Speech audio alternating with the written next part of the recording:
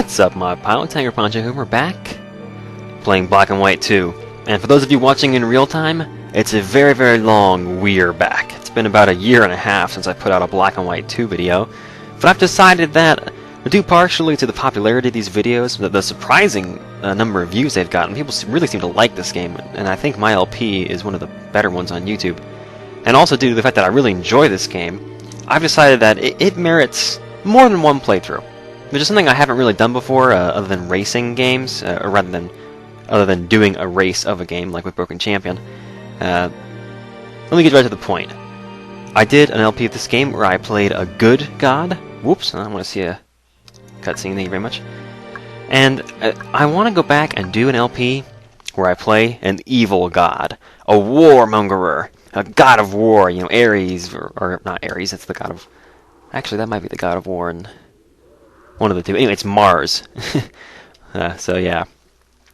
So let's just do a quick recap of where we are. I guess I'll stick this as in an annotation into the playlist for the two LPs, and we'll see how these two come together. This one will probably stand by itself. It's a little bit weird to have an LP that kind of starts and stops like that, but I hope it's not too confusing. It shouldn't be too bad. So basically, just to catch up on where we are right now, we've finished the tutorial land. I'm going to take the lion. For this LP, his name will be Lester. Lester the lion. We called him Chester last time. And we did the tutorial land. We took Lester as our creature. So we have a... Oh, he just threw that villager. Yeah, he's evil. And we finished off this second land as well, which is essentially the second tutorial. It's a complete joke. I don't think the enemy doesn't even have a leader at this point. They're just a bunch of ragtag groups and a bunch of villages, so no real challenges yet. And no real big decisions made. The only thing that I've changed is that I told my creature that it is... Where is it? It is A-OK to be om-nom on the villagers. I'll always eat my villagers, even if I'm already stuffed. And he's like, oh, he's so sweet. He's a lion. It's a cute little lion. Scratch you in the armpit. That's a little bit weird. Yeah, so that's that for this land. It's time, in this episode, we're going to conquer, or at least get a good start on conquering, the Norse. Sure you wish to leave the land? With war! Or click again to confirm. Let's do it. So exciting! I haven't played this game for a long time, but going back and looking at some of the LPs, some of the videos from my LP, and I played a couple lands just for fun on my own. Super excited about doing this. I guess what I could call the hard way, honestly. I think world building or city building is probably easier than doing the war route, but whichever. Number of bowel movements. I'm glad we're counting that. Yeesh. Video games sometimes have the most obscene statistics, like in Skyrim when it counts the number of bunnies you've slaughtered. Alright, you know, whatever we want to do. The Norse land.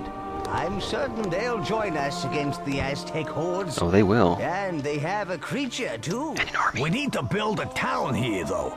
There's a phone ringing. Tribe to grow. Whoa. First, let's look at the Norse. There's never a phone ringing in my videos. That's nuts. Is that for me? Godly powers will often let you hear his thoughts. I have no idea if it's for me or not. What? Greeks on my homeland? But I saw them all die at the hands of the Aztecs. Yep. Yeah, not all of us.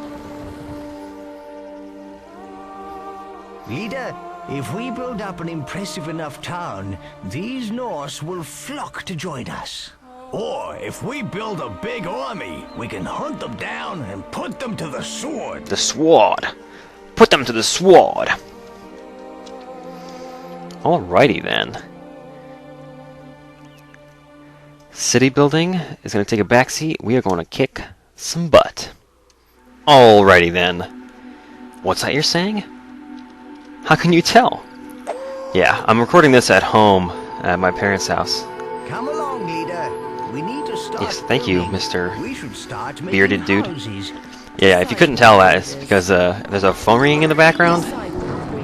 Hey, don't stomp on the villagers! We've only got like 10! Dude!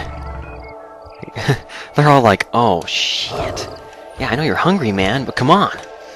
Alright, so we're gonna have, I guess you could call it like military style housing. These cities are going to be efficient. For the first couple lands, and I've not done a very long amount of practice for this sort of thing. I've just done a land or two, probably about 1.5. For the first couple lands, we're not going to purchase a whole lot of things, so the cities aren't going to look much different from, not very much different from the city builder style cities. Remembered all about altars. Altars are where you can focus your godly miracles. Let's build one as soon as possible. Yeah, so at first they're going to be looking fairly similar, but as the LP goes on, we'll become more and more evil. So just to give you some perspective here, we're starting at about 17% good, and we are going to lose all of that by the end. We're going to be probably close to like 90% evil. So like I say, I'm going to build some very... I guess modern would be a good word for these cities. They're going to have city blocks, and they're going to be very well districted. It's going to be pretty cool, I think. I actually really like building these sorts of geometric cities. I'm going to have a checkered board pattern for my streets. I'll cut that out. I'll have this one continue north. It's going to look like a downtown area when we're finished. Let me put another field in. Yes, I know you're hungry. More fields, please. Okay, so altars? They want altars? Alright, we can put in a worship district. Why not? Come and take some land back here. We need food. I know we need food. I'm trying to expand the landscape here. What else do we need? We need an armory. Putting that over here wouldn't be a bad idea. Go ahead and expand the influence ring a little bit. Now, there's going to be some differences between a wartime economy and a peacetime economy. The biggest difference, I think, for this game is that to be successful in war, you need ore. Ore is war. Or war is won and lost with ore and cost. I should make a rhyme. I should think of something that rhymes with lost. Anyway, this LP, this series, playing as an evil god, is going to be strongly dependent on our ore-making abilities. Here we have a silver scroll building the wall. Walls. These are vital to the defense of your Why are you telling me this? I've already seen it. We need to build this wall to ensure the Norse can't invade. Click the action button on the turret once. Drag and then click to place it. Thank you. I'm not going to do that from this angle. It's annoying.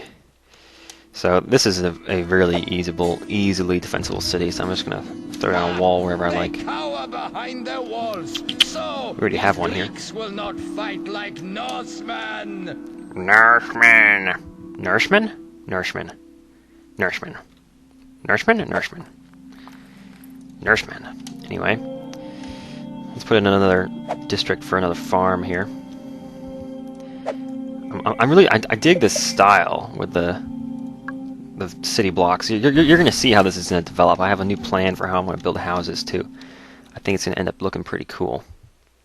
Let me grab this street and continue it in a westerly direction. Sometimes if you just pull them up the hills a little bit slower, they collect just fine. So, yeah, this is not a horrible place to put houses. I'll go ahead and throw them down here. Now, for this point, we're still building villas, which honestly are a luxury home. We should be building hovels, just dirt huts. But it's going to be better for us at first to just stick with the villas because we want to save our money. Our tribute is going to be spent on, well, we'll get to that when we get to that. You'll see. But it's going to be a wartime economy, to say the least. Alright, more for the worship district. I don't need my people to be very happy to be successful in this land, but I do need to have I do need them to have a modicum of pleasure in their lives so that they don't just mill about unhappily. And so a temple here or there goes a long way. We will just have more to destroy. Through some twist of fate, which I don't entirely understand, they really enjoy worshipping me, which I find rather flattering, but also a little strange because they really like to have temples built right in the middle of their neighborhoods. It's a little bit strange, but we'll get used to it. I'm sure that there are some of you among my subscribers who are remarkably pleased to see this series return, and there's some of you who are like, what is Black and White 2? I thought this was going to be Pokemon.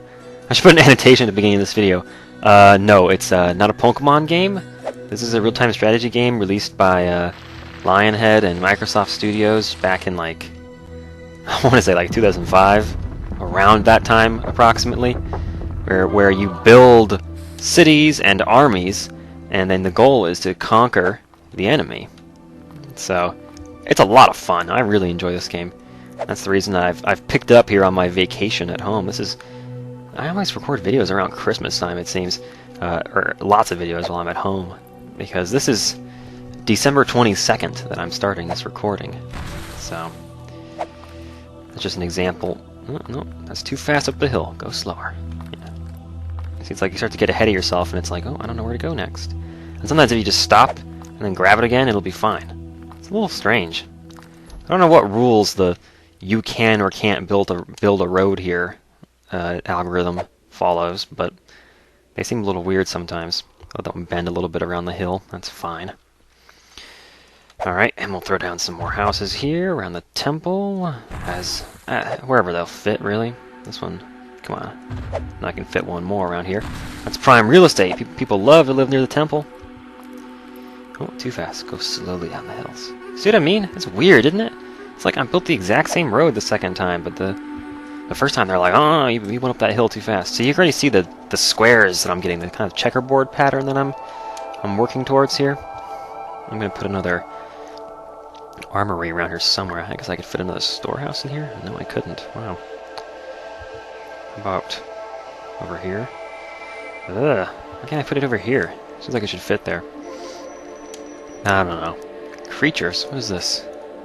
If you want your town to grow quickly, it'll need lots of food. Oh gosh, I shouldn't have clicked on this. Our creature can help with this by gathering crops.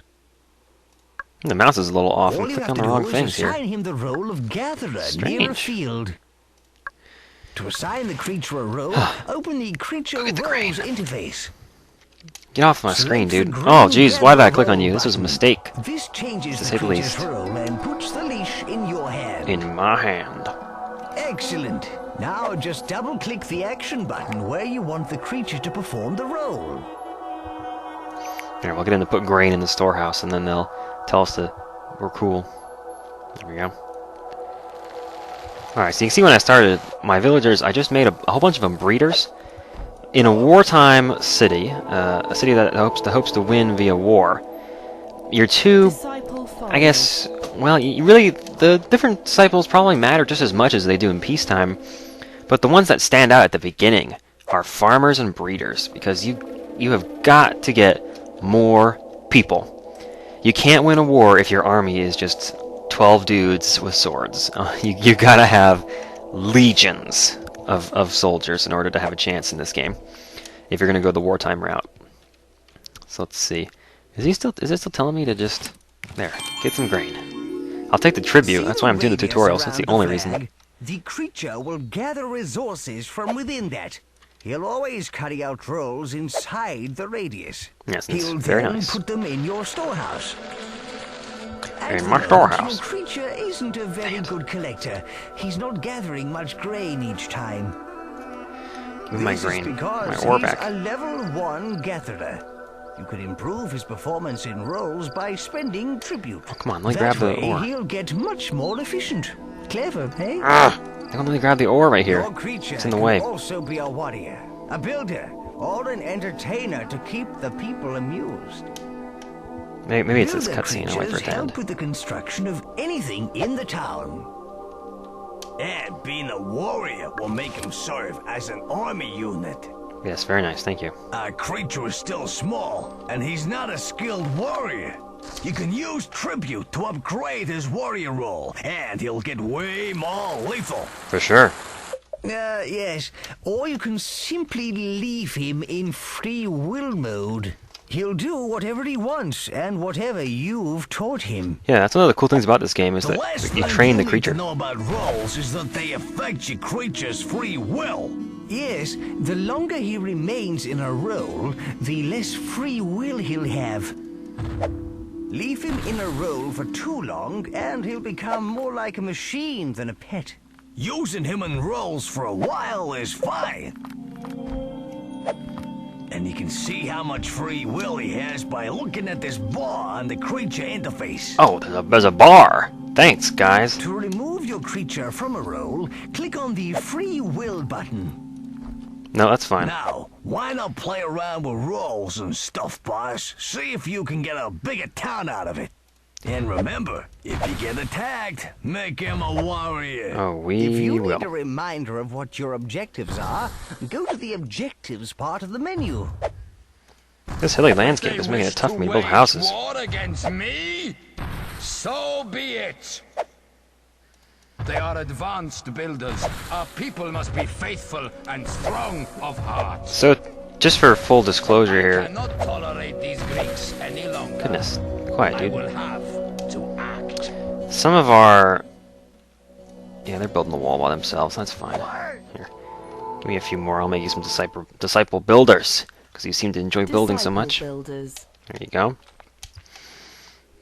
Now, just for full disclosure here, some of the first few cities in each land will probably be taken through impressiveness, just because building an army immediately just doesn't work. You don't have enough people yet.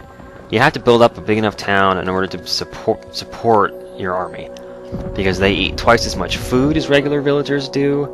It costs ore just to recruit them. I guess it's for making their swords or something. I don't know exactly what the logic is there, but the point is, you can't just start making armies right from the beginning. Now, in some lands, they give you armies to begin, and it's a nice little advantage, but in most lands, the first thing I'm going to do is make breeders and farmers, build a bunch of houses, get the farms going, get the population expanding, and then just start building more and more people, firstly. And then once that's off the ground, I can start making different buildings, I can get more creative, I can get the economy really pumping, and then once things are really moving, start recruiting armies and go nuts. Well done, leader. You have built an altar. Prepare a force to destroy these Greek troops. What's not? More money for us, please?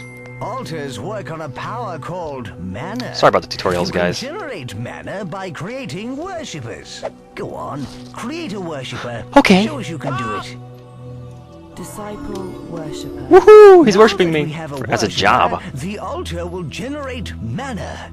Of course, more worshippers mean more mana. Remember, miracles cost mana, and you need worshippers to generate mana. Simple. And get this, you can drop people straight into the altar to create mana too. You won't ever see them again, though. Oh yes, you can also use your tribute to buy miracles. Miracles are a very powerful force, which can be used Damn. for good or for... Senseless, mindless, and glorious evil. That's me. This altar already has a water miracle. Try it on that field over there. Grab the miracle and just drop it on the field to water it. We'll do that. Watering? I was hoping for something There we more, go. well, Jeez, that was tough. fiery. Still, give it a try, boss. Take some really Well done, careful mouse oh presses. astonishing one. You built a wall, and we're protected against the north. Let's water the fields. But look, those people are migrating. They want to live in our town.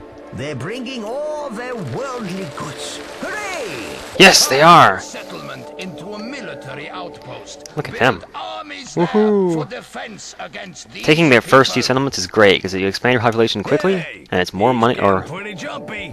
Something big's gonna happen. more people And for the army that's why we need strong defenses. and a That's big why army. we need to get building armies too. Yeah, devil dude. Cast a water miracle. Sure did. Well done, great one.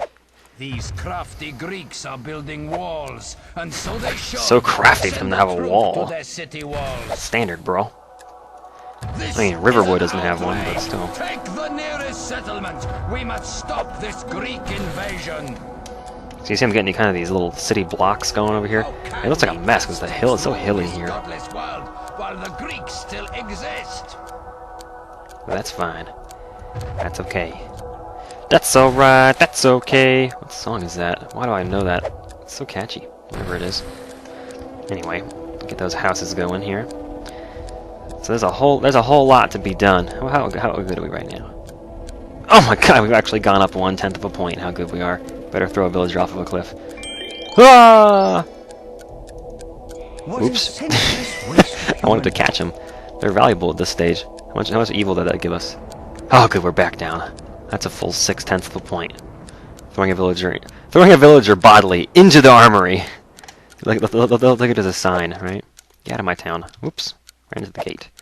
Corpses away. This is North's land. No intruders must be allowed. Meh. So you see that ticking sound you're hearing is probably driving you nuts. Is his army taking over a settlement near his super town up here at the top, where it's all smoky. I cannot tolerate these Greeks any longer. Yeah. So we'll be hearing that ticking noise quite a few times in this LP, but it'll be a good thing, because it'll be us taking over towns. He doesn't have armies down to us yet, so I can feel safe with my gate being wide open in the front of the city. It's kind of nice, actually. A little airy, but good. So I try and build these city blocks that I can fit 4 houses by 4 houses in them. Just because that seems to be an efficient method, at least while you still have the villas. The town What? is By getting whom? destroyed. Oh, people over here. Okay, well here. Let's, I don't have any platoons yet. I can make archers and put them on the wall. That would be good. At this point, I'm just going to squish them with a rock. The better part of war is being a god. So you have to remember, at all times, when your army is losing and your creature is dead, you can always drop a rock. Anywhere inside your influence ring, you are a god. That's this green ring you see. I guess there'll be an annotation at some point here. But if you want to understand what's going on here, I'm not going to explain the basics. You should go back and watch my Black and White 2 LP where I did the good run. You'll understand what's happening then. These Greeks build impressive cities. But honestly, it's not that complicated, and you could probably pick it up just by watching a couple more episodes.